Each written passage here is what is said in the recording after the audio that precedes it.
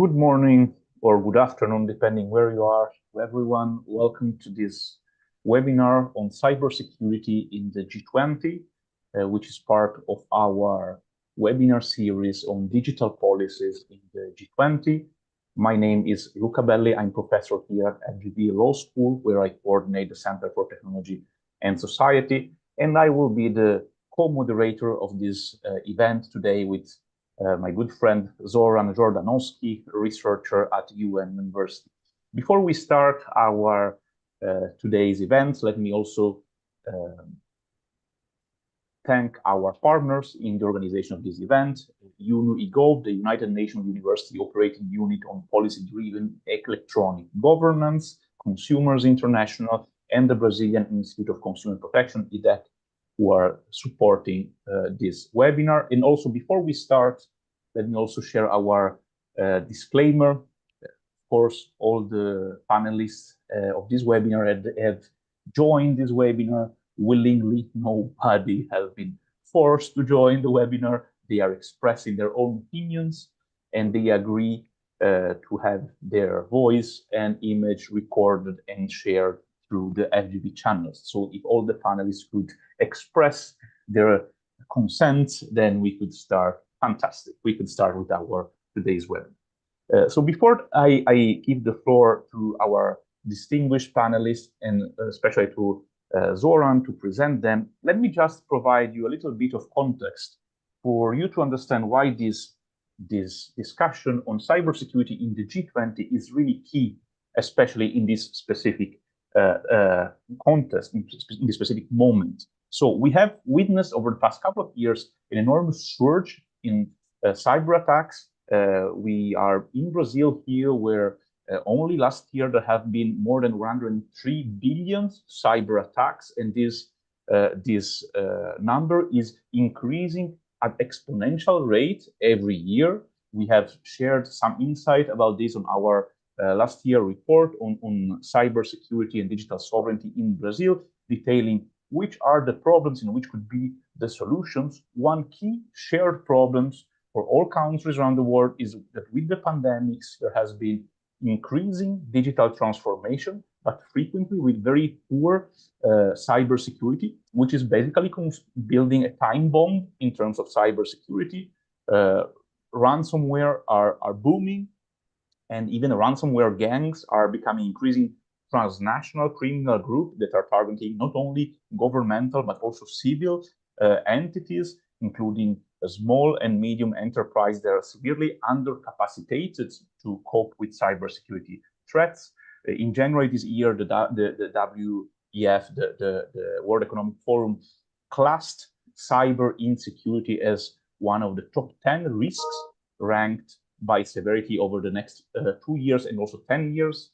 And in this context, all countries are strengthening their cyber capabilities, both in terms of cybersecurity and cyber defense, in an international scenario that is of increased tension. And that also is something, a very important factor that we should consider, especially over the past 2 years. Both geopolitical context and technological context has changed a lot.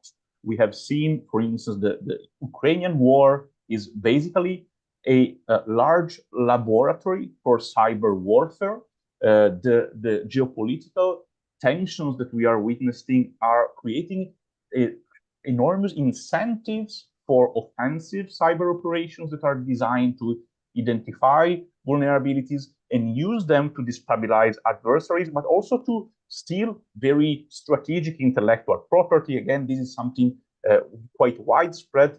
And also we have seen a switch in the type of technology used for cyber attack and cyber defense, the increasing use of AI for adversarial and offensive purposes, with scaling up and making much more complex and much more diverse the type of attacks that can be perpetrated, but also the use of increasing cutting-edge quantum technologies. We have seen, for instance, over the past year, China deploying cutting-edge quantum communication satellites to increase the resilience of communications. So in this context, we have a lot of international initiatives going on to cope with cybercrime and increase cybersecurity. We have the growth of numbers of countries that joined the Budapest Convention, including Brazil last year. We have negotiations ongoing at the UN level, but with very numerous criticism from NGOs and also technical experts regarding many points of this treaty for the security of ICT and against to counter the use of ICT for criminal purposes. And then we have, last but not least, a very important point that I think we should stress before we start, the fact that creating cybersecurity in all its dimensions, information security, critical infrastructure security, capacity building, all these elements are key to achieve digital sovereignty as the capacity of a country, but also of individuals to assert and retain control over digital assets and avoid being victim of other choice, be them the developers of technology or be them the attackers of technologies. So this is a very complicated context in which G20 leaders are called to take important decisions and give guidance. So to understand what are the priorities and what would be the solutions for the G20, we have an amazing set of panelists joining us today. So I will give now the floor to Zoran Jordanowski to start introducing them and provide us a little bit more feedback. Please, Jordan, the floor is yours. Thank you, Luca. Good morning, good afternoon, good evening to all of you watching us across the globe. Welcome again to our webinar on cybersecurity in G20. My name is Zoran Jordanowski from the UNU, United Nations University, or UNU in short, and I will be the co-moderator with Luca today for this session. I will not repeat everything what Luca said in this brief introduction. I will just say that in this increasingly connected world, cybersecurity is a major concern, and this includes also G20 countries. With this technology advancing rapidly, cyber threats have become more sophisticated, posing significant risk to government systems, critical infrastructure, but also to other sectoral systems like the financial institutions, healthcare, and so on. So this cybersecurity become kind of critical for nations' economic stability, national security, and public safety. But one important topic is to notice that these cybersecurity threats cross the borders, which makes the international cooperation vital in this area. So sharing intelligence, harmonizing legal frameworks, conducting joint exercises, and sharing best practices can help build a unified defense system against these cyber threats. So by working together, G20 countries and all other countries across the globe can enhance this cybersecurity system, mitigate risk, and ensure more safer digital world. So today's discussion will focus more on how G20 countries can address the cybersecurity priorities. As Luca mentioned, today we have to explore these issues. Today we will have a distinguished panel of experts from government, industry, and academia. And unfortunately, some of them were not able to join in last minute. But let me introduce first all the speakers. So first we'll have Mr. Marcelo Malagutti, Secretary from Brazilian Presidency National Cybersecurity Committee from Brazil. Ana Cavoukian, Executive Director, Global Privacy and Security by Design Center, Canada. Cristine Hoepers, Director of Brazilian National Computer Emergency Response Team. Nombulelo, Lekota, researcher from CyberBRICS project, South Africa. Unfortunately, due to the recent events in Kenya, Nigeria, Sembuli, researcher from Carnegie Africa, couldn't join this session. And of course, and lastly, Andrea Caldero, professor from Cardiff University, United Kingdom, was also not able to participate due to some disruption of his travel schedule. But nonetheless, I think we have plenty of topics and interesting speakers to discuss all these cybersecurity issues today. So without, I will just quickly introduce what will be the flow of the discussion. Today we'll have two sessions, two rounds of interventions from our panelists. In the first one, the panelists will share their overview about the importance of the cybersecurity on national, regional, and global perspective, each of them covering from their own area of expertise. While on the second round, the panelists will provide their opinions and from their expertise on what do they think that G20 can and should do to address these challenges, considering that the cybersecurity is a global threat. So, Luca, if you allow me, I think without further ado, I think we can open today's discussion and inviting Mr. Marcelo Malagutti to have his first address. And he'll allow me to note that Mr. Malagutti will basically his intervention we will merge into one because he has other obligations to attend after this session. So, Mr. Malagutti, we'll start with you. You have significant experience in both public and private sector, but also domestically and internationally considered the cybersecurity. So, given the global nature of cyber threats, what do you think are the key challenges countries are facing in dealing with these cyber threats? And second, what do you think that G20 countries should do to address these proposed issues, considering again that the cybersecurity is a global threat? Mr. Malagutti, please, the floor is yours. Thank you very much, Zoran. Thank you, Luca. It's a pleasure and an honor to be here. I hope you can hear me well. I'm currently at a quiet corner in the Brazilian Senate, where in a few minutes I have to enter in a panel discussing our proposal for creating a national agency for cybersecurity. So this is the first point I would like to introduce in my speech. I think we have many different situations regarding G20 countries in terms of cybersecurity governance. Some countries, notably in Europe, for instance, have their agencies created. China also has, and Japan, but in Brazil, we still don't have it. So what happens is we are far behind different countries in G20, and I think this difference, I have just pointed one point, but we have many differences regarding the actual situation and position of countries regarding the international cybersecurity governance currently in discussion at the UN. If you take a look at the third position papers presented to OEWG at the UN, you will find some different perspectives regarding traditional points as sovereignty and internal affairs or interference in internal affairs and so on. So it is very difficult for us to think that in the short time we're going to have a common perception of these issues, and this is the fundamental problem for waiting for an international agenda before defining our internal agendas. So what we are currently trying to do in Brazil is to work in different fronts. In the international forum, we are trying to advance the Brazilian agenda, Brazilian perspective, but also in the internal forum, in the internal situation, we are trying to face the problems we have here. Differently from many countries in Europe or the US or China that face problems with international intellectual property being stolen from by or through the internet. Here in Brazil, we do have this problem, but it's not our first issue. Our first issue is common crime, usual crime as fraud, as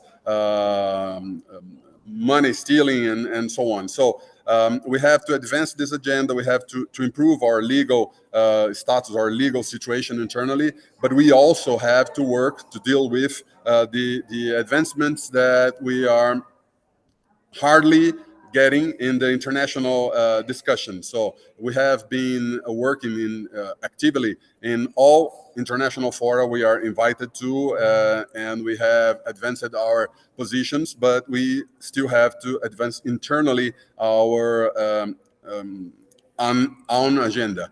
So what we are doing right now, and Luca is with me at the National Cybersecurity Committee, we are trying to develop a new cybersecurity strategy. We are probably publishing it by the end of the year. And there is an internal working group working with the idea of developing this agency or a different kind of governance committee or organ or a secretary, something that could make the advancements necessary regarding the cybersecurity governance. And we are trying to make also some bilateral agreements with other countries that are trying to reach Brazil to face cybercrime. Actually, is the current mainstream in our agreements, international agreements. Brazil has just a few years ago joined the Budapest Convention. We have waited for too long for having an international, fully international, not regional agreement. But since it was taking too long, we have decided to join Budapest Convention and to use it as our major international cybercrime combating instrument. So what we are trying to do now is through this committee that is somehow unique because it has part of it with government agencies, government ministries, but also with members of the academia, members of the civil society, and also members of the private sector. So what we're trying to do with this committee is to advance these three fronts, the agency and the strategy, and also the international collaboration. And with these three, at first, we are trying to maybe somehow take 5 or 6 years of the gap, 15 years gap we have regarding other G20 countries. I guess I still have 3 or 4 minutes. So what we are doing right now in the Senate is to advance our internal agenda regarding the second pillar of those three I've told you, is the creation of this government branch that would be able to coordinate our cybersecurity efforts. And this is the point I think is the most important one to discuss with you in the final minutes. It is not possible for any country, for any state to advance cybersecurity without a coordination body. And this coordination body should be the most important point to be faced by any G20 country or any country in the world, actually, that tries to advance cybersecurity. So we need to have a government body because governments usually have two most important missions. The first one is to protect the country, the nation, and the second one is to advance the social stability of the population, the benefits, the economic welfare, and so on. So regarding these two main subjects, any government in the world should advance their government body, governance body, to create the conditions to advance cybersecurity regarding national security, but also the welfare of their populations. So this is what we are discussing right now. We have advanced a lot in the last 4 months. Okay, Luca, do you agree? We are advancing a lot, but we still have many jobs, many tasks to be accomplished before considering we are at least at the same level of the average G20 level in terms of cybersecurity. And I think I can finish right now and ask you for comments and considerations. Unfortunately, as Zoran said, I'm not going to be able to be here accompanying you because in 10 minutes I have to be at the Senate. But I hope this debate goes well and I have contributed at least a little with you. Thank you very much for your kindly attention, and I ask you to apologize me, to indulge me, because I have to leave. Thank you very much. Thank you very much, Marcelo. This was really a very good way of starting our conversation, getting directly into the details of what are the priorities and how difficult it is to combine both the international scene with the national agenda. It was very good to highlight the prominence that the current government is giving to cybersecurity, both the fact that you are now, in few minutes, entering the Senate to discuss this at the highest possible level of the legislature, and also the fact that the Brazilian presidency has created the Brazilian National Cybersecurity Committee, which is a multi-stakeholder body of which I have the honor to be a member, and that is is chaired by Marcelo. It's really a signal to the world of how things have changed from the Brazilian perspective, and the importance that now is given to cybersecurity in the internal and also external agenda. Now, before giving the floor to Cristine, that is also a member of the Brazilian National Cybersecurity Committee, I would like to give the floor to Anne Cavoukian. She is not only the executive director of the Global Privacy and Cyber in Security by Design Center, but she coined the term privacy by design and privacy and security by design when she was privacy commissioner of Ontario in Canada for 2 or 3 consecutive mandates. So she's one of the person in the world that has most experience with information security, not only in terms of policy, but also in terms of actions. So, Anne, it's really a great pleasure to have you with us today. Please, the floor is yours to telling us a little bit more about which could be the priorities in terms of information security. Please, go ahead. Thank you, Luca. It's a pleasure to be here to speak with all of you. And nothing could be more important than security and privacy in this day and age. And I always want you to pair the two together. Following up on what Luca said about my background, I served as Privacy Commissioner of Ontario, Canada for 3 terms, 17 years. And that's when things were just beginning in terms of massive data losses, poor security, weak privacy. We worked so hard to change that, and we're still working, but it's not getting any easier, and it is essential because in these days now, in terms of information security, the problem has escalated dramatically. And I'm going to point to artificial intelligence and the massive growth of that, which is just starting and exploding, quite frankly. And the horrible thing to me about AI, and let me be clear, AI has enormous benefits. You have to make sure that the protections are embedded into it.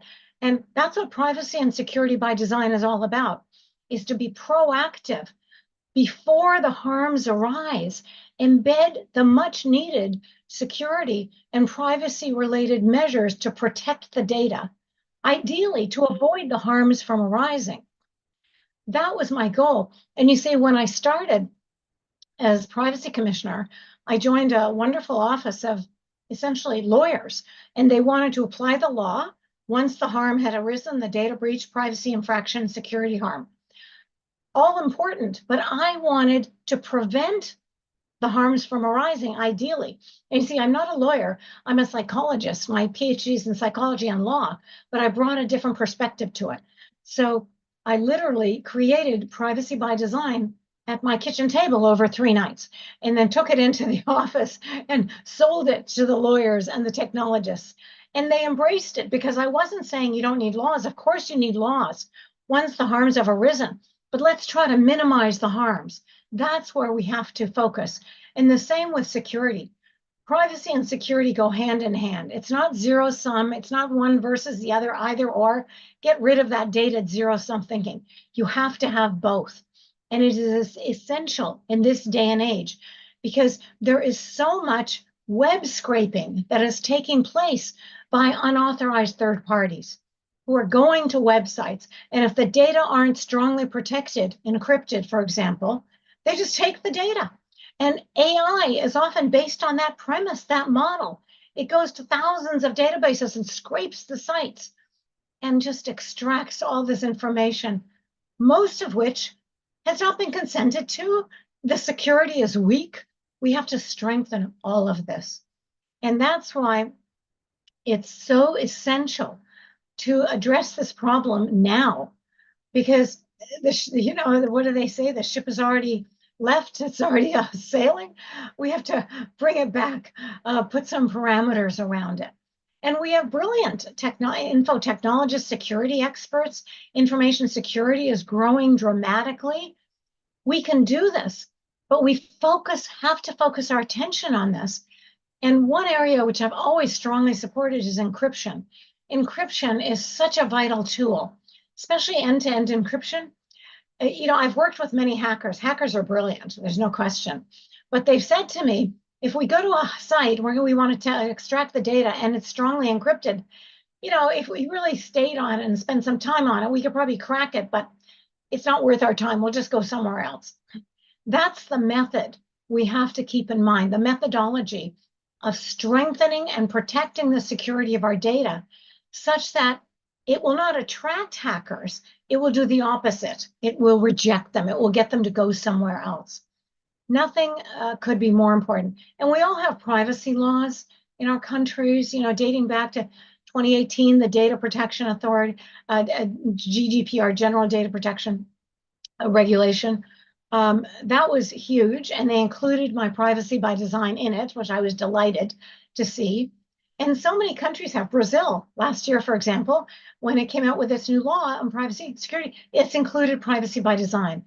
So I've taught a course in Brazil via Zoom, of course, although I would love to have gone live. And I focus on the essential need for both security and privacy. You have to ensure that, because without that, individuals don't have any control, no personal control over their very sensitive personal data. And you see, privacy control is essential. Personal control over the use and disclosure of your information is what privacy and security are all about in that context. And so we have to focus on this. And I'm urging companies and governments to do this. And governments, well, the only problem is this. No, I'm not talking Brazil. You just introduced a wonderful new law last year, but other governments, take my Canadian, the federal Canadian government has a private sector privacy law. How old is it? It's 20 years old. 20, for God's sakes. It's ridiculous. We've been pressing the government to update the law for many, many years. And this is the problem. I mean, we have the GDPR, which came into effect in 2018. It's already 6 years old. They're making amendments to it, and then the EU has introduced an EU AI Act, which is wonderful. So the EU stays on top of this, but regrettably, Canada has not been doing that.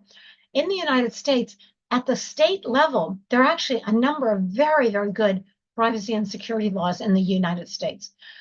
So I'll stop it there. I don't want to take up too much time because I know I'll be speaking again, but I just urge you, please, to marry privacy and security together.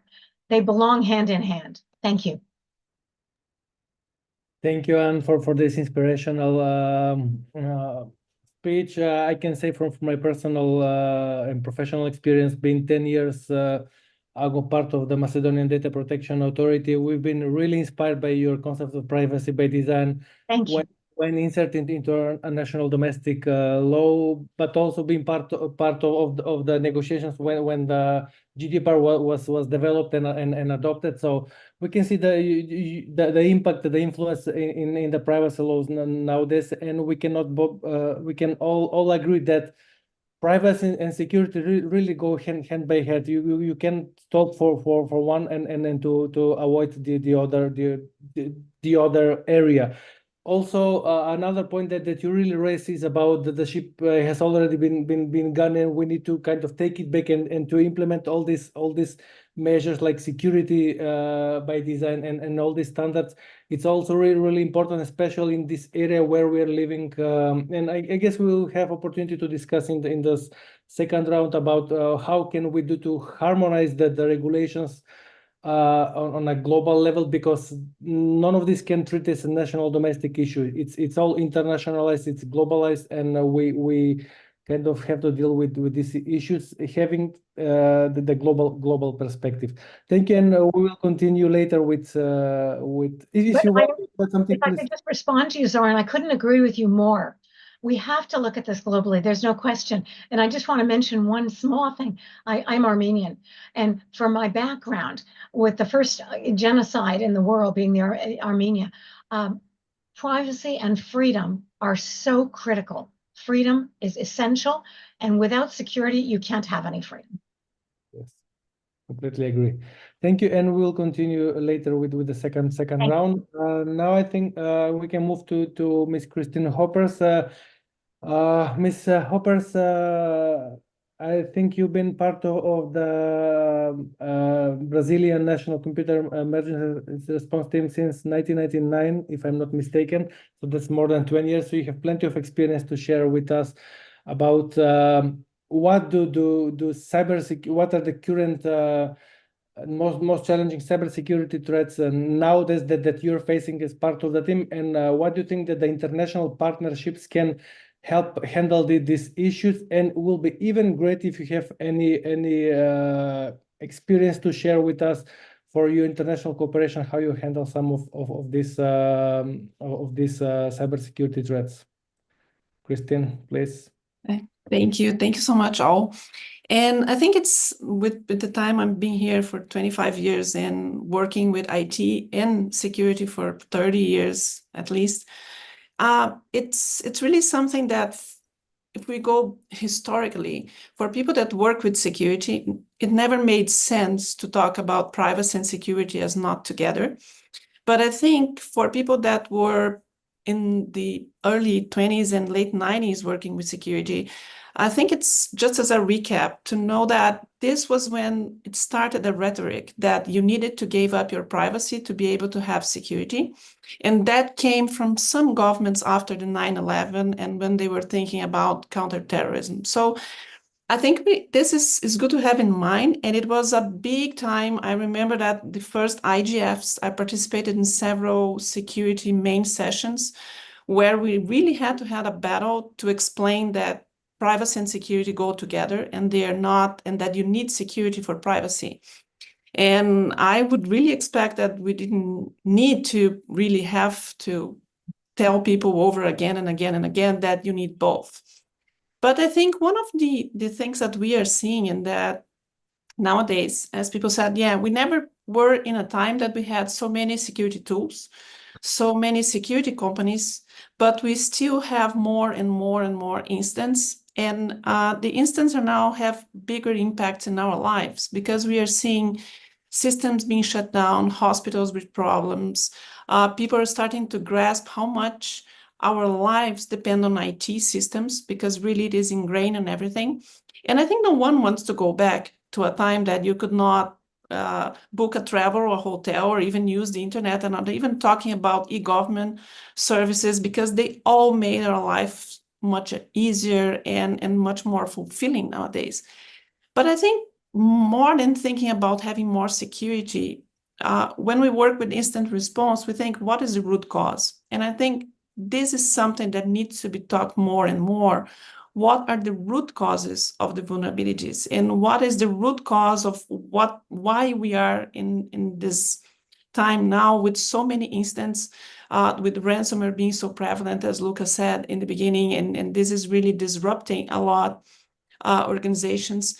And for the past 25 years I've been here, and most of the instances are always caused by the same problems. And this is kind of sad in a sense, but it's also something that we need to learn, that really the root cause of most problems, it's just software vulnerabilities. And fixing software is not something that can come later. So more than saying security and privacy by design is not only thinking about security when you are like defining policies, but really thinking that security should not be thought as an afterthought. If any course that I know about engineering, software development, like security is the latest discipline when it is taught. And it's always taught as an afterthought that later when you are in the market, maybe you are going to think about security. And the practice is you are building muscle memory in developers for like 5 years. And when they are pressed for time, they're going to be doing what they learn most, what they practice. So when we talk to companies, when they need to cut costs, the first cost that's being cut is security, is secure development. It's really, I think, a big problem nowadays that really we have a lot of companies that are already software companies, but don't think themselves as software companies. They still think themselves as hardware companies like cars, IoT devices, cameras. They all have software in it. And we are seeing now these companies repeating the mistakes of the software industry from the 90s. So I think there is this gap between what the software industry, like the traditional software industry, like operating systems, commercial software, you think about Microsoft, Google, Cisco, Apple, everyone is used that you have like a cycle of patches that you have to maintain software. But if you go for the other companies, like they are thinking, no, I'm only going to have patches for like 3 or 5 years. But these devices will be in our networks for decades. And we are already seeing problems with this. And these problems are just going to become worse in the future. And they will affect privacy, they will affect security, they will affect a lot of stuff. So I think when we see about like developments in this area, yes, we need to think about policies, we need to think about setting a path, but we also need to think seriously on how to involve all people that are working with education, with programs for universities in all areas, because I think when I talk to them through, for example, our Brazilian Computing Society or other areas, they are still lacking really the understanding that everyone is part of security, everyone has a part, and that you need to be teaching security mindset to people when they are learning their craft, whatever craft it is, because everyone has a part on that. And this goes for what we see also with lack of one of the other root causes is companies spending millions on software for security, like firewalls and appliances, but they don't invest in training their own personnel and on doing some basic cyber hygiene, like patches and having better authentication. And that is leading to most of the incidents. Like nowadays, ransomware, it's really saddening because I talk to people from our area. I just came back from the first conference, that's the Forum of Instant Response and Security Teams. This is a global organization of instant response teams where we cooperate a lot. And we did a training like one day, and all ransomware incidents are caused by credential stealing and systems with known vulnerabilities. People are not using like really new things. It's really lack of cyber hygiene. But most of the companies, they have so many things to patch that they don't have time to patch. So we go back to, again, we have to get a better ecosystem. We need to have developers in. And for one of the things that you said, for example, about cooperation, the instant response community is very well known for cooperating. And really, the key to our cooperation is that we know each other. So because we need trust, and trust is among people. You cannot build trust with MOUs or with NDAs or with legislation. We need to have that as a foundation for us to be able to work, but trust comes to us with really knowing each other and trusting not only that you can confide on that organization, but they have the technical knowledge, they know how to handle an incident. And most of the cooperation is very informal. And it's really because we trust each other and we know that we are in the middle of an incident and that I can reach to that team in another country, in another industry, and that they will do their part. They will not break any confidences, that will, of course, follow maybe other paths for investigation, for other stuff. But really, when you are in the middle of an incident, the timing of like going for example, one international relations path or talking to lawyers, then the incident is gone. Sometimes what we do most is informally preventing incidents because we are able to share data, we are able to talk to each other. And in this sense, I think that the GDPR, with their recitals, I think it was very knowledgeable to reach to the incident response community, because I was in the working group in FIRST that was talking to the GDPR, because in the beginning it was a little bit murky if incident response teams would be able to continue to share information.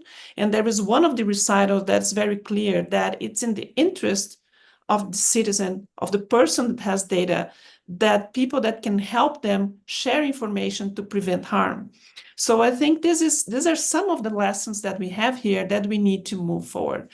So I think this is just some thoughts about developments in my area that are not really for us to reflect on what are the root causes of problems. We need to have security tools, monitoring, instant response teams, because there's no perfect system.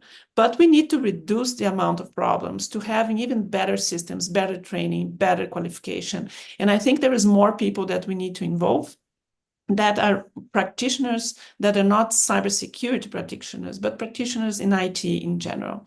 So thank you. I think we're going to have more time later to discuss some other details and maybe where to go or some other things to do. Thank you. Thank you very much, Cristine, for this excellent, really spot-on intervention, highlighting something that I think is really key for the progress of our discussion. First, the need for cooperation and inclusion, but not inclusion just to pay lip service to inclusion. Inclusion as a strategic element to find sustainable, effective solutions for cybersecurity. Inclusion of people that are frequently the weak link in the cybersecurity chain, right? As you very well highlighted, it is pretty much useless to have the best cryptography software in the world if then your password is 123456, which is still the most used password in the world in 2024. So it is really a question. Yes, it is still it's really a question of inclusion, of capacity building.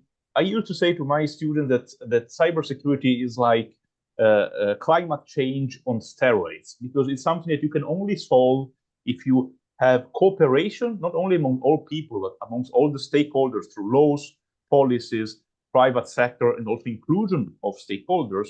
And then if you involve people, including into teaching them how to effectively cope with the situation. Otherwise, it is pretty much useless to invest time and money if then people are not capacitated. And also, this is also very important for digital sovereignty purposes. You build digital sovereignty by capacitating your people so they can be aware of the risks and also contribute to develop the solution, right? So speaking about this, I would like now to introduce Nombulelo Lekota, who is a researcher at our CyberBRICS project here at FGV Law School. She is from South Africa, where she has been working in the IT sector for more than 20 years, both as a computer scientist, but also at the intersection of policies and cybersecurity frameworks. So, Nombulelo, you have a very unique experience and also standpoint to contribute to our discussion, both as a technical person, but also as a policy person that has invested a lot of time to cope with cybersecurity incidents at the African level. So please, Nombulelo, the floor is yours. Thank you very much, Luca, and good afternoon and good morning to all our colleagues. Thank you for the opportunity also to share my experience. There's just two things I'd like to mention in the first round to say the G20 nations encounter complex cybersecurity challenges related to emerging technologies, protecting critical infrastructure and addressing digital skills. And also, in addition, as Cristine said, responding to sophisticated cyber attack demands, which require a coordinated global approach. Firstly, I'd just like to just mention that based on my research, my PhD research, I did look at the cybersecurity incident response framework within the aviation sector.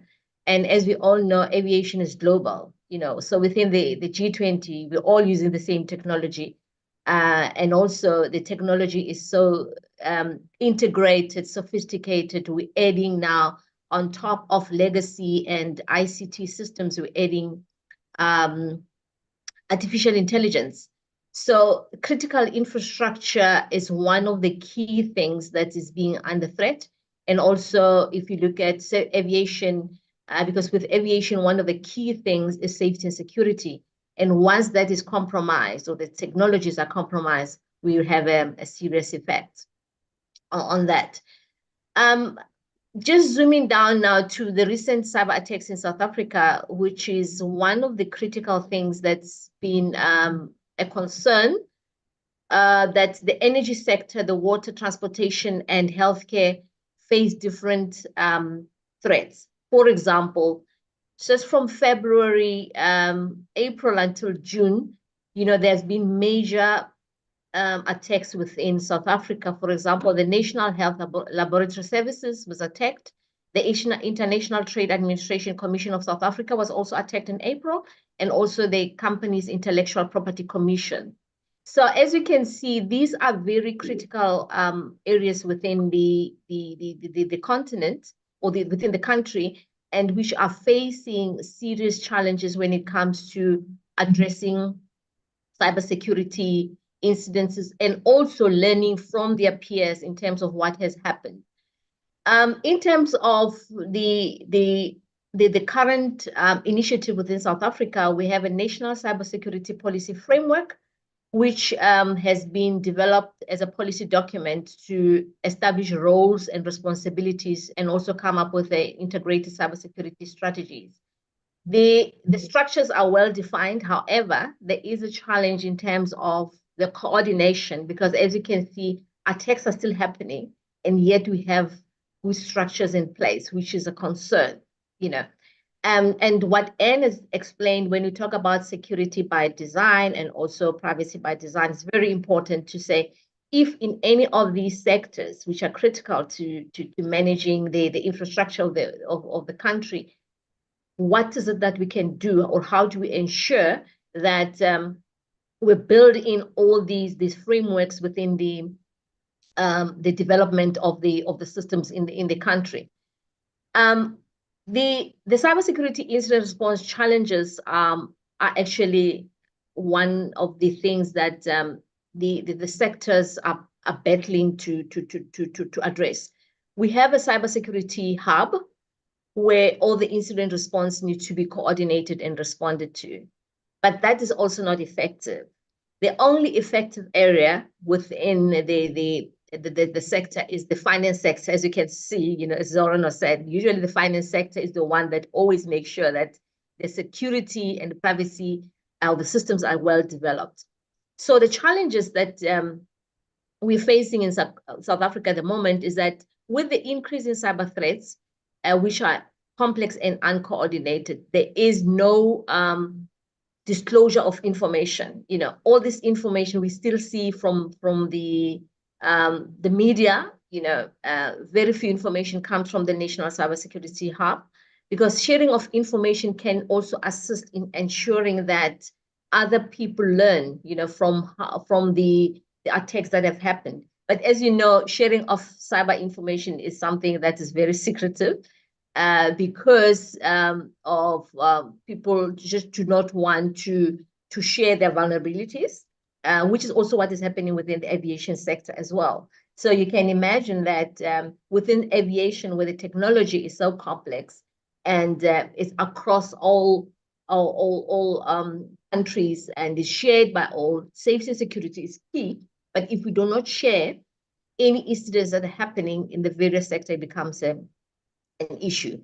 So cybersecurity collaboration at international and regional is very unclear at the moment, even though the policy mentioned international cooperation, because cyber intelligence information is very important, So while we have a good cybersecurity national policy framework that define what needs to be done at implementation level, that hasn't been done, which is a concern. However, there are strategies that need to be put in place, especially at global level, G20 level, make sure that we all have this same understanding of how to handle cybersecurity at national and also at international level. Actually, starting from local, because when you say at local level, it's at sector-based. How do companies or organizations address that cyber incidents, take it up to the national level and then regional level as well. Also, the sector-based sets, as Cristine said, are very, very important. And that requires an integrated cybersecurity incident response framework. That's one of the things that from my research that came up as a proposal to say we need actually a regional cybersecurity incident response framework, especially within the African continent. Because based on the study that I conducted, I did a comparative study between Europe and US, especially on aviation, what standards do they have, what frameworks do they have, and we realized that within the African region, we do not have something like that, but we could customize it because the legal frameworks and also some of the legislations are quite different. So it can be customized to suit the benefits of the particular country. Again, there's a lack of integrated cybersecurity best practice standards. And as we know, there are a lot of standards that are available, NIST, for example, ENISA or ISO standards that can be adapted to suit the entire sector in terms of how do you develop system, and also ensuring that the developers of those systems understand the standards that need to be followed, data governance, and also how do you protect the data that is available. Lastly, especially on the challenges, is lack of information sharing. I mentioned that, and also can be difficult due to legal, contractual, and regulatory constraints. However, once we all understand, for example, we talk about GDPR in South Africa, we call it POPI, which is similar, but has been defined or customized, to be South African based. Now, just to round off, but just to because I'll add on to other things. What is needed is a holistic approach. What needs to be done. As Luca said, cyber is made up of three things. It's your people, process, and technology, or you can call it people. You can add policies, you can add governance, you can add. But however, in that triage, people are the weakest link. And in most instances, when you look back, especially in South Africa, where the incidents happened, it's actually started in, it was part of social engineering, or an employee opening an attachment.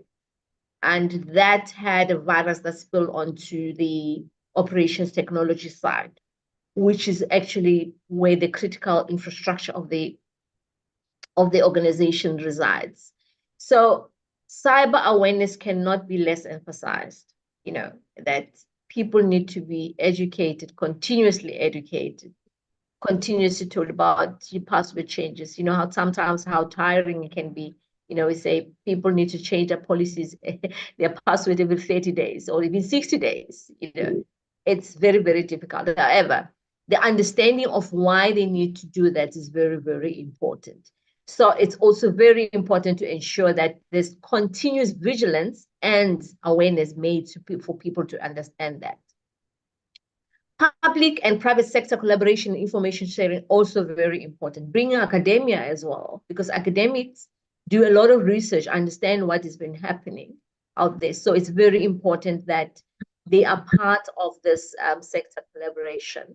And that also is multinational or multi-regional collaboration, including also the agreements in terms of what kind of information can be shared. With the information being shared, we also need secure platforms, because you cannot just have a communication without secure platform, because that again the information can be interrupted. I'd also like to emphasize that there's also a need to implement a central database for future access and trend analysis per sector, because as these events happen or incidents happen, they need to be stored in a central database, and people can look at the trend. How often has that happened and what can be done? Yeah. So in a nutshell, looking at the G20, what can be proposed, which I'll definitely talk about that maybe again in the second section, is to look at defense in depth. Defense in depth is now taking all these aspects from, say, national cybersecurity and international cybersecurity strategies, your legislations, policies, your physical environment, also very, very important, network and infrastructures, users, that's your training, application and software, data protection. So this allows for an integrated approach, which I'll always refer to as defense in depth, and that can be one of the things that organizations can adopt, and also within the G20 organizations. I think I'll stop here if there's anything else, and then in the next round, then I can maybe just dwell deeper into all the other sections. Thank you very much. Thank you very much, Nombulelo, about this very insightful intervention. I think you provided very deep insights about the South African context. And it will be a very good introduction to a second round of discussion. But let me just point out some of one keyword that you highlighted. Cooperation is a key.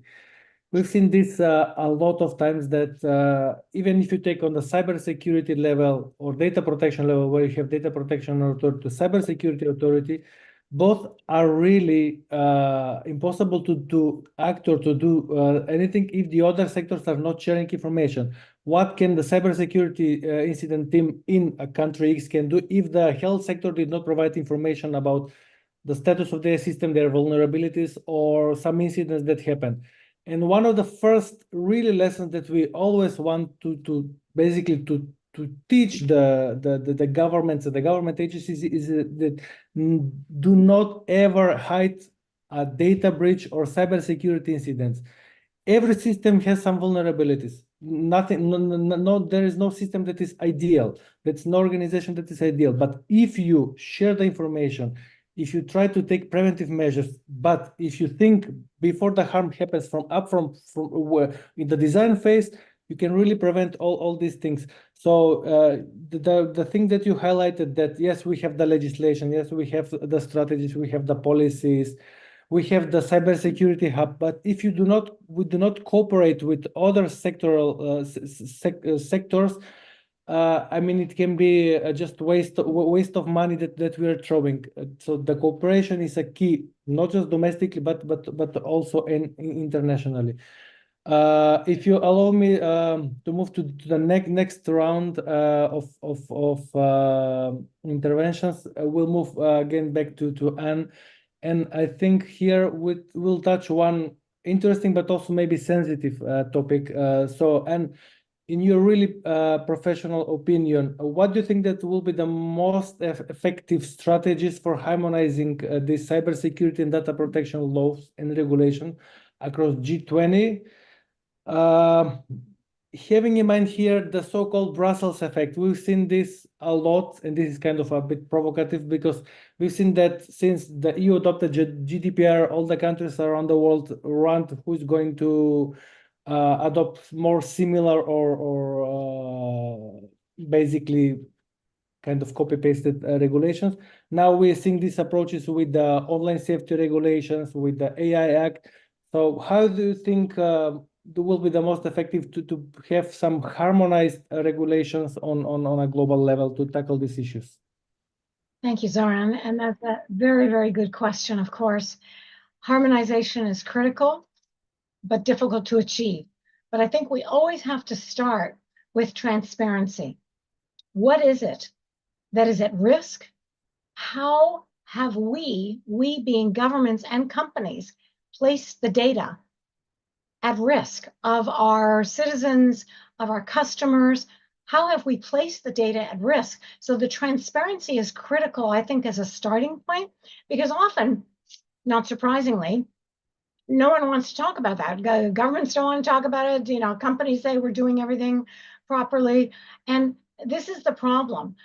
You can't try to avoid the possibility that the technology you're using is simply not sufficient or is going in the wrong direction. So when I start working with organizations, I always start there. Say, what do you have as a starting point right now? What are you doing to protect the data? What are your priorities? What tools do you have in place? Do you have a strong framework in terms of placing guardrails around your data so that you can prevent unauthorized third-party access? So starting there can be problematic for a lot of organizations because they don't want to start there, because then that requires them to admit there are, you know, flaws in their operations that they have to strengthen. And it's absolutely critical. And I couldn't agree with you more. If you have a data breach or something like that, don't hide it. You have to address the issues. What led to it? How could this be? How can we prevent it in the future? These are some of the measures that have to be considered.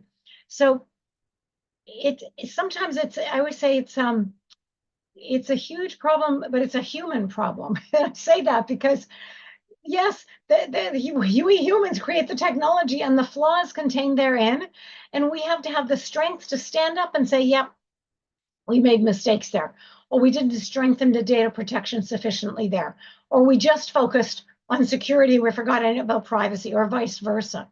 So starting there is a very good place. And I always like to talk about these days how important AI training is in terms of training your team as to the potential problems that can arise with AI, and then how you can address those problems. And there are a number of new AI laws that have come out, as you know, the EU AI law. And as I said, in the US, there's a number of laws, and I'm sure everywhere. But I always say focus on the initial data. AI is doing a lot of web scraping and just grasping whatever information is on the web.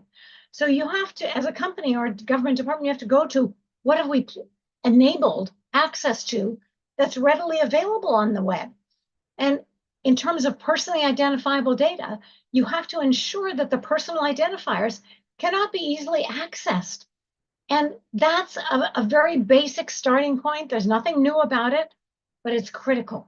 So focus on that. Where is the PII, the personally identifiable information? How can you separate the personal identifiers from the data itself? Because once you do that, then go ahead, use the data, feel free. It's wonderful. AI can do an amazing job on AI in the medical field, the science field, there's no question. But you have to find a way at the outset to separate the personal identifiers from the data if you want the data gainfully accessed by AI or whatever. And this is something, I mean, there's nothing new about this, but we really have to implement it now. We have to be serious about this. And again, I point to encryption. I always do that because that's one way. If you can't separate the data, and then just encrypt the PII and allow the data to be used for additional purposes. You can use the data itself for unauthorized third-party purposes if it's not linked to the personal identifiers. And when you think about the security, what are you trying to secure? So start at the beginning in terms of the data itself. I'm sure it extends well beyond personal identifiers. What is it you're trying to protect, and how can you do it? These are the fundamental priorities that have to be expressed from the outset, and share this with your whole team from the top to the bottom. You know, I go into boards of directors invite me in to speak to them, and I go in, and the CEO and his initial team, they've got their heads down. They're not happy to see me because they think I'm going to tell them to stop doing everything. And I always say, give me 10 minutes. If I can't convince you in 10 minutes that there's any merit to what I'm saying in terms of weaving in privacy and security hand in hand, applying it to your operation, and how it will actually strengthen your operations, After 10 minutes, I'll leave. I'm happy to leave. So all of a sudden they perk up and they say, okay, go ahead. So I talk, and at the end of 10 minutes, they're saying, please stay. And the reason they're saying, please stay, is because I'm pointing out how this will be of benefit to them, to their organization.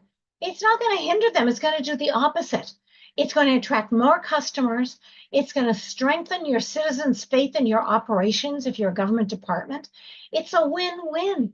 So a lot of it is transforming the way that we look at these issues and understanding that this will have multiple gains, and we must do it. Now, I also want to be realistic. It's getting harder to do. I want to be very clear. I tweet every morning. I have a large Twitter foundation, or it's called Zed now or whatever. Anyway, and invariably, one person will tweet back and say, lady, give it up. That ship has sailed. And I say, you give it up. Get another ship. You don't give up on privacy and security because it's harder to do now. Of course it's harder to do. That's why we have to get smarter and more creative and work hand in hand with all of these organizations and government departments. There are brilliant people on both sides. I know many ethical hackers, if you will. I don't want to just call them hackers, who point out to me the ways in which things can actually be done and avoid the hacking and things of that, unauthorized access by third parties. But we have to address this proactively. And to me, that's the beauty of privacy and security by design, is it has to be upfront before the data breaches and problems have arisen, so you can embed them into your operations in an effort to prevent the harms from arising. But let me tell you the positive. In addition to doing that, you will get so much support from your clientele, from your citizens. They will be delighted, because these days, people come to me. In the past, I used to have to point out to social groups and others why they should care about privacy. I don't have to do that anymore. They come to me and they say, this is outrageous. And there are so many class action lawsuits in the United States, for example, against companies because their privacy and security has been breached, and they go out of business. The fines are so huge, they're in the high millions. So let's work together on this. It's very important. It's absolutely critical we do this, and we can do this. We can always fight for our freedom. We can do this.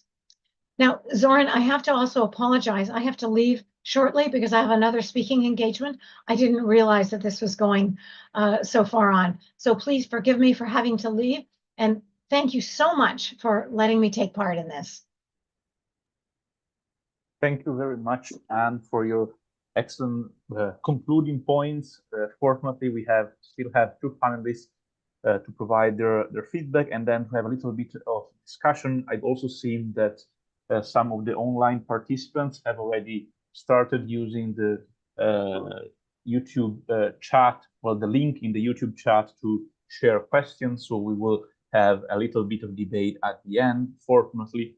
Now, let's get back to Cristine. And, I think that what you were mentioning, Cristine, before, it's very much complementary to what Anne was mentioning and also Nombulelo was mentioning. So the need to invest in people, to capacitate people, and to consider the preoccupations of security and privacy from the very beginning, from the design, since the very beginning of your new technical venture or even your organization. So we are speaking here about technical, but also administrative, organizational measures, considering risks and planning which kind of measures can be implemented to cope with risks, to minimize risks. And even in case of incident that will happen, inevitably they can happen.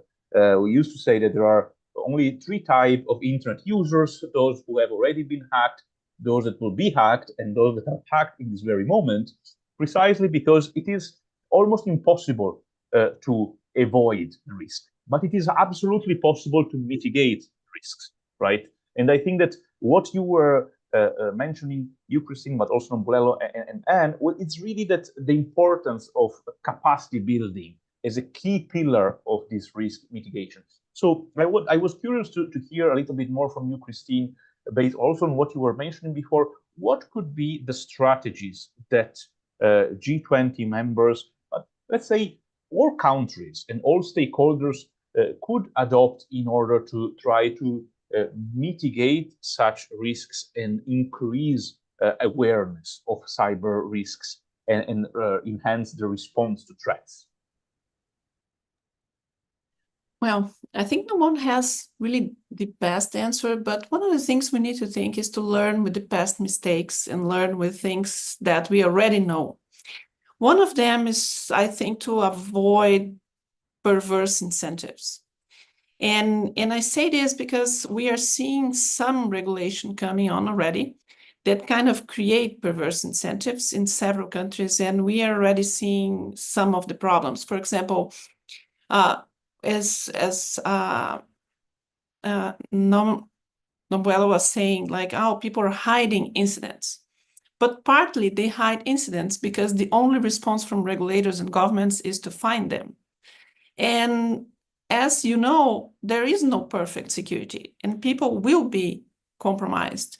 So some things that we are seeing nowadays, when you talk to people, kind of when they are not thinking they're going to be recorded, is that, oh, there is no perfect security, so why bother? I'll be fine anyway. I will have an incident, and then I will receive a huge fine.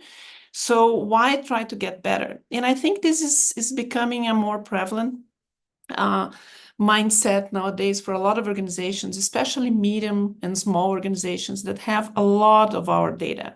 Because people tend to think about big databases and government databases, but I'm thinking about a medical doctor, about people that have data from like your psychologist or your dentist, or people that have, so they have this mindset, oh no, I'm going to receive a big fine from the data protection, I don't have money. But then they don't understand that they can reduce the risk, and that is better for everyone to have less risk, to have less people compromised, to have better security. And this is an argument that I'm saying that we need to have better incentives, and these incentives could be regulatory or not, but they need to be incentives for people to, for software developers and companies to have product security instant response teams. We talk about a lot of certs, but the community on instant response has moved to a new, there is a big community, especially from traditional software vendors. They all have P-certs, the product security instant response teams. Those are people that really are going to the organization, creating that. We have more and more push for coordinated vulnerability disclosure policies from national level to company level. So this is very important because we need to have response to new vulnerabilities in a coordinated fashion. So this is really a good incentive. We know that in Europe there is already some policies, but this need to be scaled down to other places. So we need to think also about people. I don't like, and I don't use more that thing that you were saying, that is the weak link. They are the most important link. And I think this needs to be the mindset. People are the most important link. And they are only weak because we are not involving them in all phases. And I think that the most important thing is to teach critical thinking. Because I think AI, especially for things related to like fake videos, deep fakes, or how you can call it what it is really for people to have critical thinking, but especially for people to understand that AI is, I think the old mantra that you have, garbage in, garbage out. AI is being trained, but by things that are out there. And this goes also for now.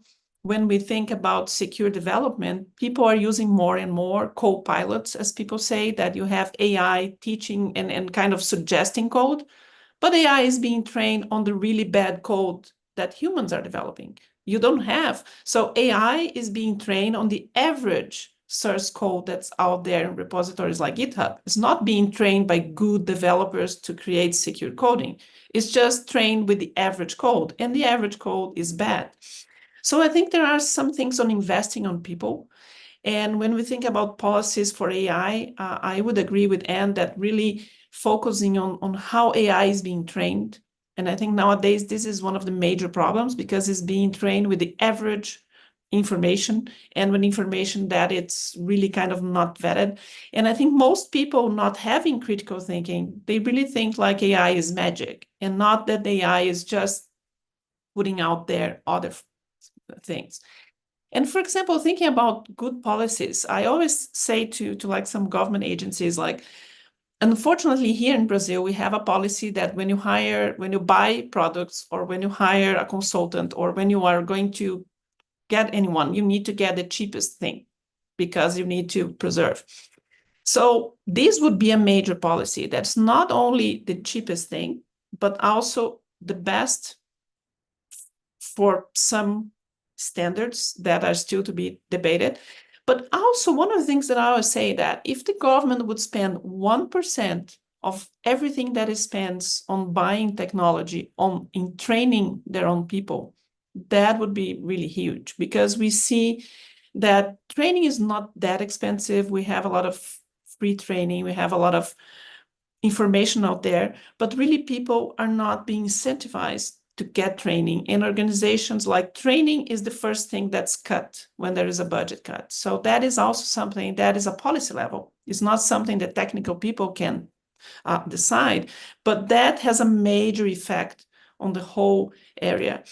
And I would say, just as a final thing about cooperation, you cannot mandate cooperation. And I think this is a lesson learned from the instant handling area, that we are trying to kind of scream to policymakers that you cannot mandate cooperation. You cannot say, I'm going to sign an MOU, or our countries decided to cooperate and share information, because people will only share information if there is trust and if there is a long relationship.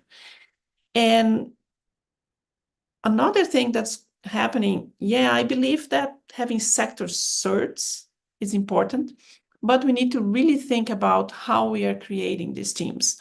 And for example, here in Brazil, I would say that is an example of how not to create sector certs, because the government mandated that the sector cert should be inside the regulatory agencies.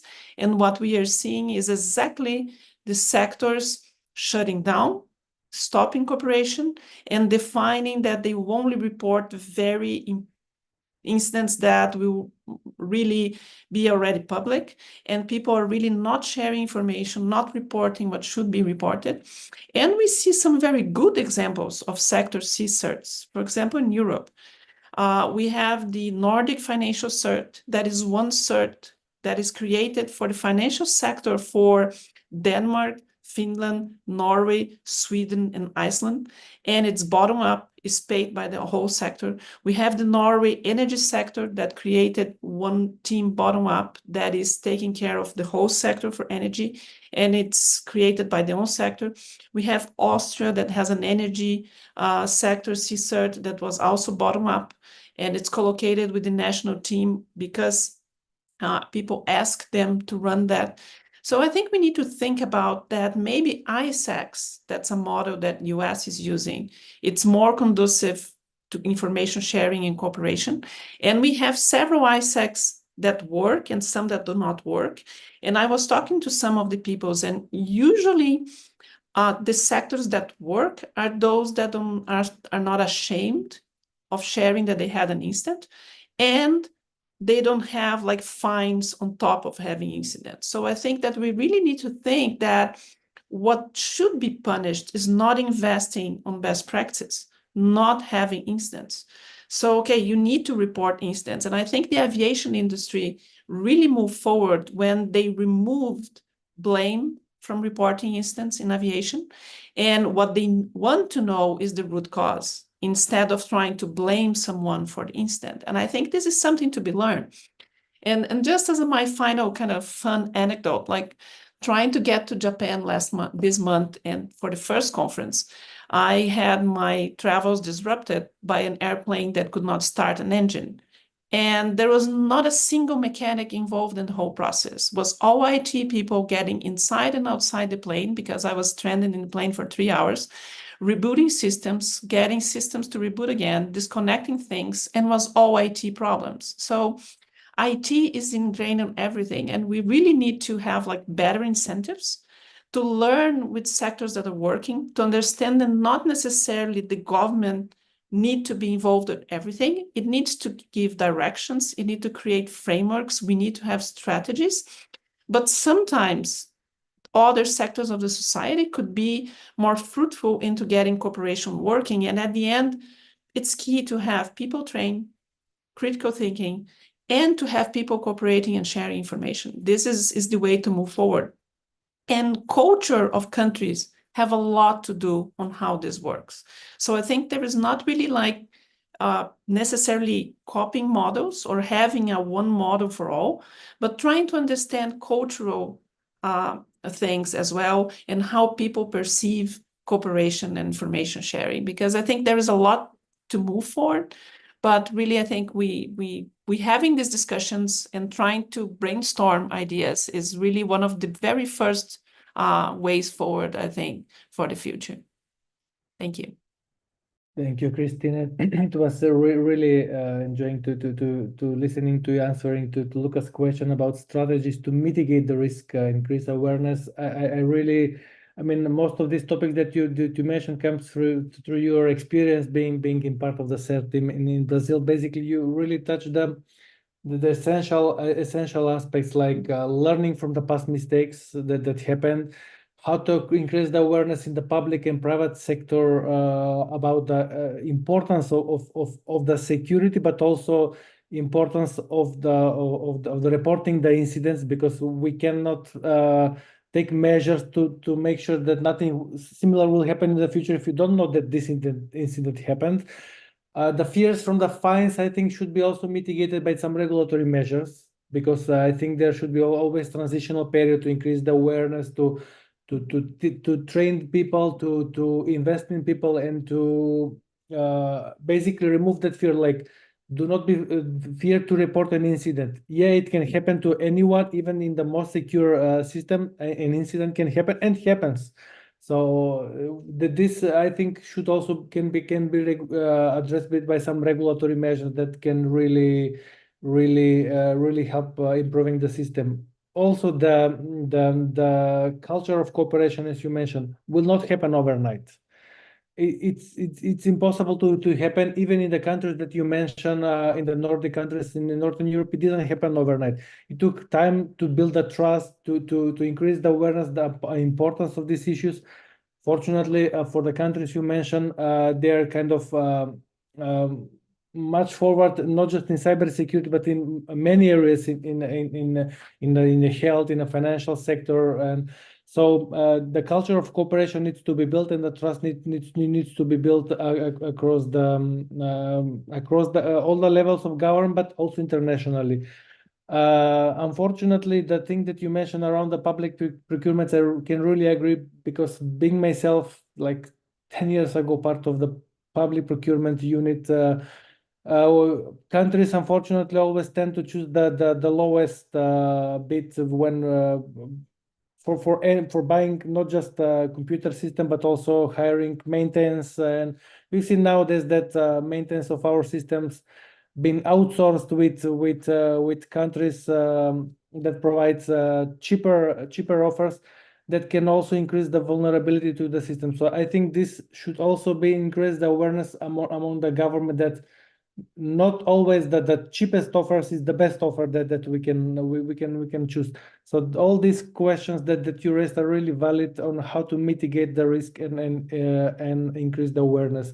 Thank you again. It was really insightful, and you provided very good examples about mitigating this risk.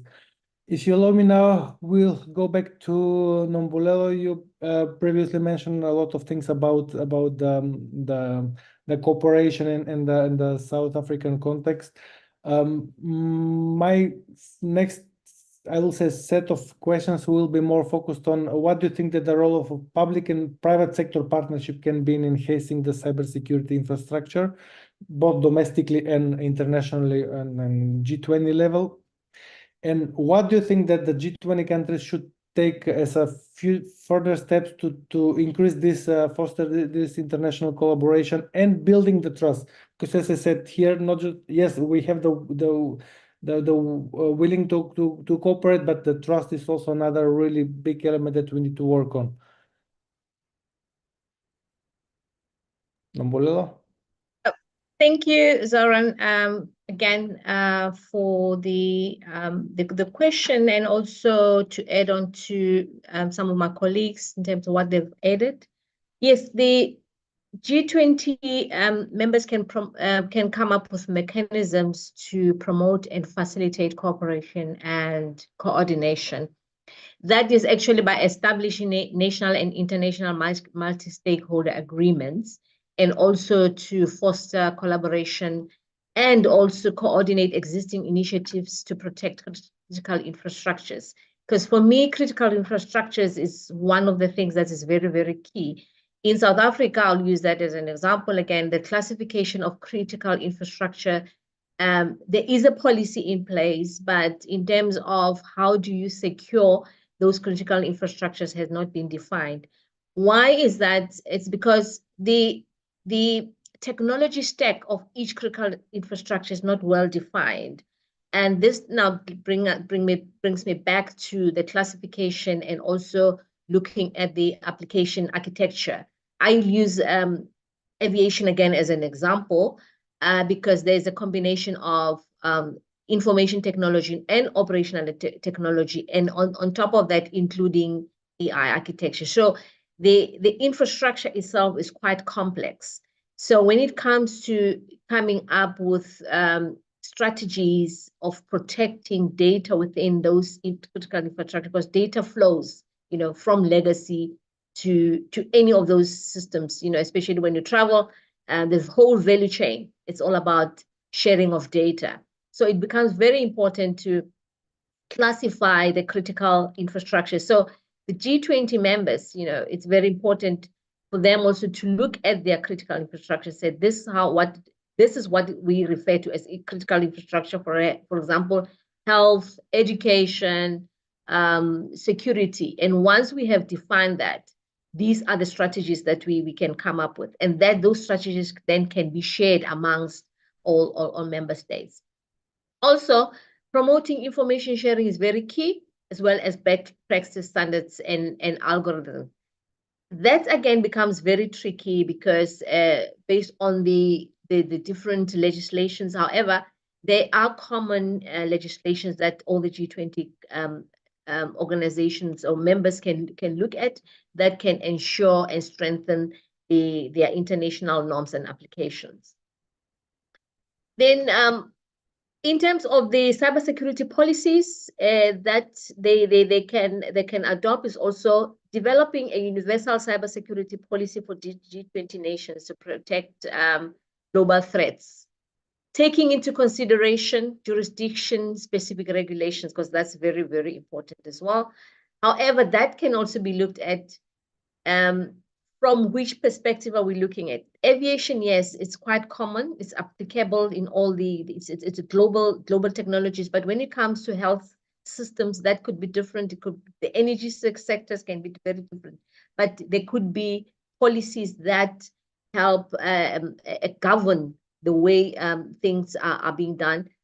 Adoption of international standards, or even developing standards within the G20 countries that can help in protecting the infrastructure, the critical infrastructure, that can also help in putting mechanisms in place for continuous research using the academia to assist with that. And then also what can be then put in place to address the threat. Developing measures to ensure the safety and security of the online space. There could be standard measures that can be used, within the G20 forum, that to ensure that member states are held accountable. But as Cristine was saying, not punished, but held accountable in terms of ensuring that there is uniformity in terms of how things are being done. Also ensuring that the digital platforms are quite secure. Luca always talks about digital sovereignty, AI sovereignty. So we need to just make sure that those digital platforms are well defined, and also protecting them from our own understanding, so that they fit within the requirements of the nation, Raising global awareness is very, very key. We've always spoken about that. And Cristine say people are not the weakest link. We say they're the weakest link because sometimes, they use emotions when they click on attachments they're not supposed to click on, So awareness is very important. And also sharing that information when an incident has happened, how can we make sure that that incident is communicated, people are aware of that and they can learn about that. Establishing a common cybersecurity policy framework or strategy.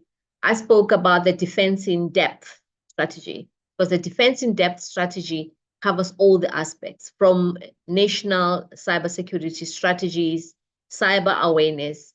And once all the member states understand and adopt one framework, that can help them in ensuring that there is cooperation.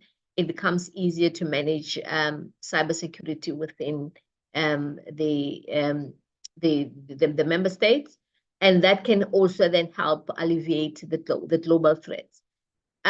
Countries like South Africa, like I said, we already have these frameworks in place, the policies in place, the issues about implementation. So it becomes important to learn from other countries what they have done, and also how then all these member states within the G20, how can they all look at what can work for them.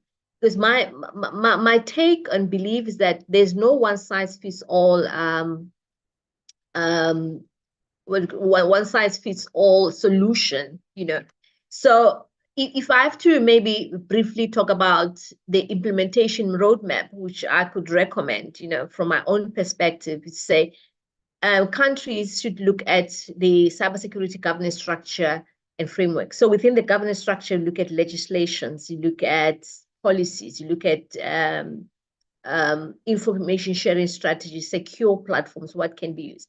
From there, then conduct a maturity assessment, because with that maturity assessment, it can determine the maturity level of an organization or also a country, to say where are they in terms of security, cybersecurity, so that the strategies that are going to be implemented are based on the gaps that have been identified. From the identification, from the maturity assessment, you conduct a gap analysis, and then also identify critical areas and vulnerabilities. Then it becomes easier to come up with strategies that can also help with that and develop a migration plan. Establishing a cybersecurity security operations center and incident response networks, very, very important. We could create certain this sector-based certs and then create networks, at local, national, and regional level. But that becomes very, very important. And last but not least, security, cyber awareness become one of the things that is ongoing and needs to be handled throughout the process. I think that's for me. It's some of the things that need to be looked at. I have a cybersecurity incident, cybersecurity strategy, a framework, that can also be shared at a later point, to say these are the components, and we should, within each component, for example, if we're talking about, I'll just give you an example.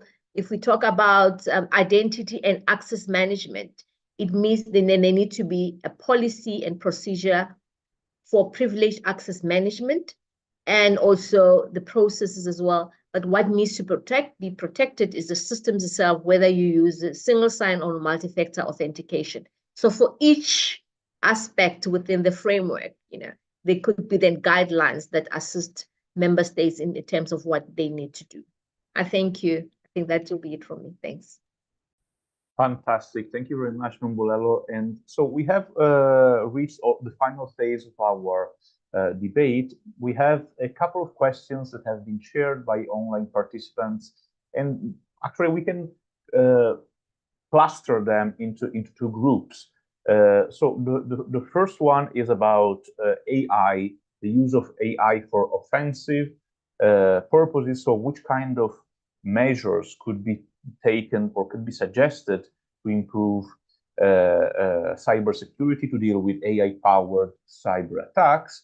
And the second one is about what could be the role of the G20 in promoting cybersecurity cooperation, and what could be the key priorities for cybersecurity policies promoted by G20.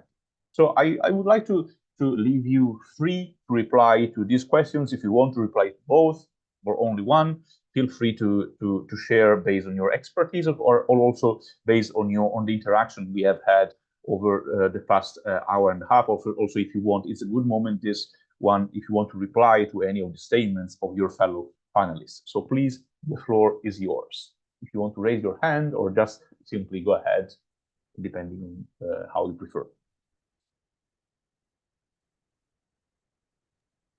Okay, thank you. I'll take the first one in terms of the use of AI tools in terms of cybersecurity, because AI tools can be used in two forms, right? The first one, the AI tools can assist cybersecurity experts in determining the attacks and also my apology, the attacks and also the trend analysis, what has happened, because those tools can assist, in terms of outlining what has happened, and that can be used as well. That is very good. And however, that needs to be tested as well in terms of, are these tools very effective? The second one, the AI tools can then also be used, for generative AI, and they become part of the technology stack. But those then need to also be used with cautious, because there can be instances where there are transversal attacks, so on those AI models, because that has been found that most of the AI models or the systems, are most vulnerable. So as you bring the stack, the technologies on the enterprise, the architecture framework is very important to understand that as we bring in this, how vulnerable these systems are, and then how can we protect that? So that can be used in two forms. Firstly, it's a good thing that can be used to make sure that they can identify vulnerabilities, they can identify any incidents, they can give the entire analysis, trend analysis. And then on the other hand, if you bring them into the technology stack to share data and also use as application process interfaces, there needs to be checks and balances in terms of the vulnerabilities. Thanks, Luca. On the second one, can you please repeat the the second one was about which kind of measures should the G20 suggest to increase cooperation, and in which kind of priorities should be included in the G20 agenda in terms of cybersecurity? Oh, thank you for that. I think we mentioned that in our discussion, that to increase support, that there has to be that a multilateral agreements in terms of what kind of information needs to be shared, So the G20 then can come up with policies, information sharing policies in terms of what is it that can be shared, identify that, have multilateral agreements, and also use secure platforms to share information. So, because one thing that you do not want to have is to have that data interrupted, and then also that information then can pass false information to the other partner when it's shared with that. Yeah, so for me, is to have those policies in place, what can be shared, legislations well outlined in terms of data privacy, what can be shared, and also taking into consideration various jurisdictions when it comes to information that needs to be shared, and yeah, using secure platforms for that. Thank you. Hi. Talking a little bit about AI, I think we instead of thinking about the AI-powered attacks are too different. I think they will be quicker, they will be much more convincing, and this is kind of a more of an evolution of automation. And I think what cybersecurity professionals need to do is to put human intelligence to work with AI and to try to leverage how to use AI for other and for security. Because I think that really every time we have a new wave of automation, people think that, oh my God, now everything is gone. But we need to know that this is a technology that everyone is using. But we need to be smart on how to use it, how to train it, and also understand that for the people that will be attacked probably, because this is something sometimes people talk about technology, but it's all about humans. It's technologies made for humans, used by humans for hopefully for our gains as a society, but there is no technology that has not been abused and used for attacks as well.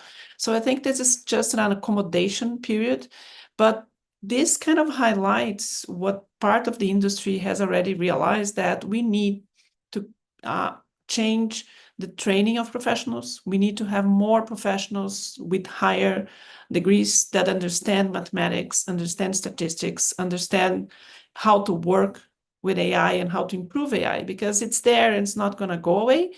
But really what we have are language models and machine learning. So it's not really kind of that AI from movies that is sentient and that will do everything. So this is also something that goes again for training. So I think this is one of, I think, the major problems of the world right now, because we need more people working with IT. We need more people working with security as well, because the world is depending more and more on this.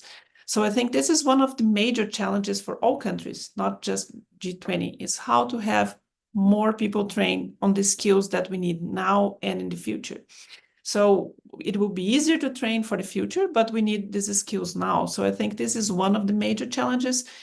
Here in Brazil, we have some movements like Hackers do Bem, that is I don't know how to translate that to English, but for the other countries is really a project from the Ministry of Science and Technology and the Brazilian Research Network into trying to bring youth to be trained on TCP/IP, security, networking, and to be ready to fill some of the gaps in the workforce. And I think to facilitate cooperation, one of the things would be not to ignore the cooperation that's already happening, because especially on the technical forums, we have several global organizations like FIRST, like MOG, that's the Message Anti-Abuse Malware, Mobile and Malware Working Group. We have APWG, that's the Anti-Phishing Working Group. We have groups in ITF and ISOC. We have lots of organizations that are multi-stakeholder in their nature, that unite industries and unite practitioners, and that already have platforms and already have tools and are already sharing information. So I think it's really for the governments to look inside and to see where are these people already cooperating, because internet is global and we are already doing cooperation, maybe not so formally, but sometimes effectively.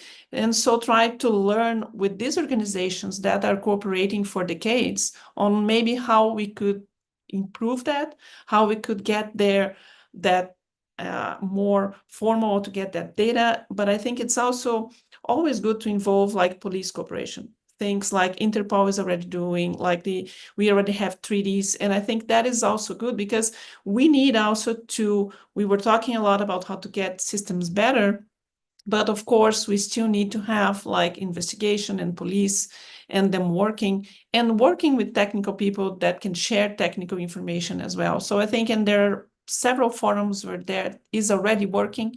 For example, in FIRST, we have a special interest group that's cooperation of certs and law enforcement.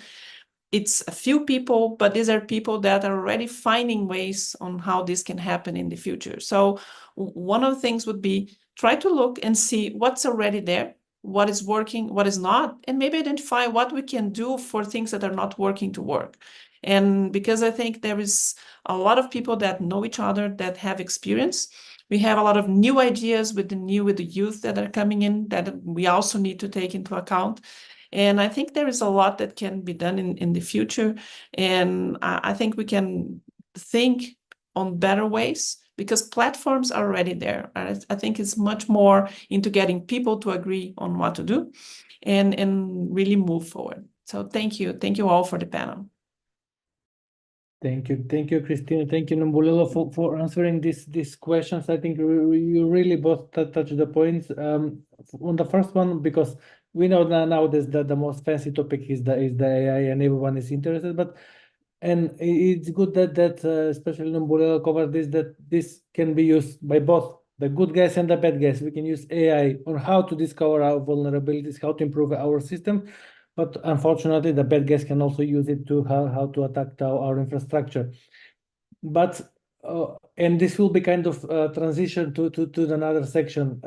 One very good quote that I heard a couple of weeks ago on a conference from Bet Novak was that these AI tools that we have now are the worst one that we will ever have in our life. So everything will, from now on, will get more and more better for the good guys and for the bad guys as well. So that's why our community and our society and our governments need to work closely on how to increase our tools and methods on extending the cooperation to prevent these things. And the last point about the platforms for cooperation, yes, we can agree, and we should see what works, what doesn't. We need the good cooperation within the Interpol. It works. We use that platform to chase the criminals, to go there. So we need to see in what other areas we need to expand this cooperation and to exchange the information. And as Nombulelo mentioned, so we need this kind of assessment and analysis of the areas where, because cybersecurity, is a horizontal issue. It touches every single aspect of the society. So we need more exchange of information. The health area, yes, we go there. We take another platform for collaboration. We have for police. We might not have for judicial cooperation. So we need to use this existing and build on that to move to another platforms for collaboration. Luca, do we have any other questions from? Don't have other questions, but I would like to take advantage of the last 5 minutes that we have to start to wrap up and also highlight some key points that I've been noting down that I think are common trends in the presentations of our speakers. So the first point that we will include in our small report that then will be published in the CyberBRICS website is, first, do not reinvent the wheel, because we have a lot of experiences from the past 20 years at least that show us how we could be effective and how we will not be effective in terms of the policy, technical, and even economic or capacity building choices we are going to make. Then consider privacy and security as mutually reinforcing. Again, we've been repeating this for at least 2 decades, but it's always good to start by this. And then also embed privacy and security in the design of organizations, but not only in the design at the very beginning, but also keep on embedding it and maintaining it into the day-to-day operations of the various organizations. Then, of course, cooperation. We have to promote effective cooperation, including by learning from examples of organizations that have been cooperating very successfully for decades, including multi-stakeholder cooperation, as Cristine was very well pointing out. Then build trusted communication. This is a very challenging one because, as we were mentioning, it is not something that can be built artificially. It's something that grows up organically. So invest a lot into trusted communication and in capacity building. Actually, trusted communication and capacity building are instrumental to achieve effective cooperation. And when we speak about capacity building, again, this becomes very key when we speak about very recent technological updates, especially the use of artificial intelligence and the fact that we need to update our training to increase them, to scale them out, and do it fast. Do it so very fast because there is an enormous gap in how many skilled cybersecurity professionals are needed and how many we have. So there are very good examples. Hackers Domain is a very good example. So it's an initiative. We can translate it as Hackers for Good, if you want, where people are trained to become aware of the cybersecurity risks and to act in order to help mitigating them. and also making a job opportunity out of it. That is very important.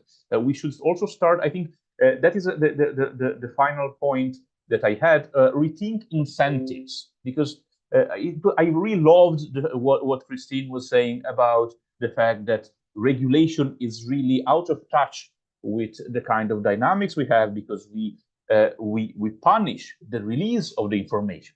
We don't punish, but we should punish the lack of investment into cybersecurity capacity building and training. So we really have to rethink both the policy and the economic incentives. And actually, the fact that we can start consider cybersecurity as something that increases the wealth, that reduces the costs and increases the wealth, is a very good way of.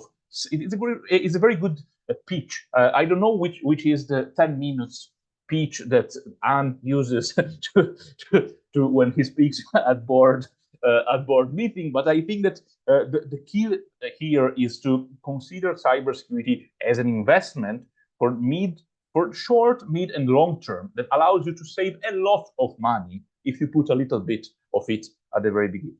So having shared these personal thoughts on what we have been discussing over the past 2 hours, I would like to thank very much all the panelists, including those that had to drop off for various meetings, and for those who have been so kind to stay with us until now. Special thanks. Special thanks, of course, also to Zoran, to Unu Igov, that has been with us over the entire series of webinars. And also, let me remind you that we will still have an event of this, let's say, series of events on digital policies in the G20, an in-person one in 2 weeks in Rio here at FGV Law School. We are hosting CPDP Latam that will be dedicated to data governance from Latin America to the G20, where we will explore this transversal issue of data governance and how Latin America and G20 countries can align, share good practices, and even learn from bad practices and examples of failures, not only success, that we can share. And also we will have a side event on digital sovereignty in the G20 that will be also live streamed. So we will share further information. You will find them on our website, the CTS website, the CyberBRICS website, and on social media. So having said that, thank you very much to everyone. Zoran, do you want to have a final word? Thank you, Luca. Thank you to all the speakers that shared their experience today, and thank to all the viewers that watched us online. I have nothing to add. You basically kind of summarized all the key points of today's discussion. So I'll just again thanks to everyone being here. Thank you very much. Bye bye. Thank you.